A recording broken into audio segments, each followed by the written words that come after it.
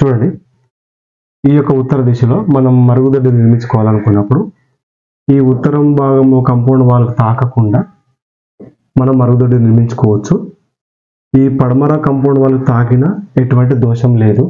లేదా ఇంటి పారును అనుసరించి కూడా మనం బయట మరుగుదొడ్డి ఏర్పాటు చేసుకోవచ్చు. ఈ యొక్క బయట మరుగుదొడ్డి లోపల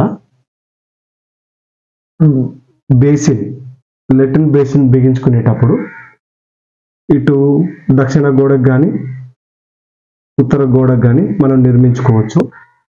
అది లెట్రిన్ బేసిన్ దక్షిణ ఉత్తర ముఖంగా ఉండాలి, తూర్పు పడమర ముఖంగా ఉండకూడదు.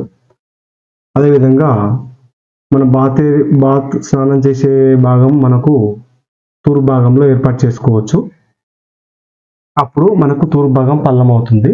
ఈ యొక్క బాత్రూమ్ లెవెల్ ఇంటి ఫ్లోరింగ్ లెవెల్ కన్నా తక్కువ ఎత్తు ఉండేటట్లు మనం జాగ్రత్త పడాలి. దయచేసి గమనించండి.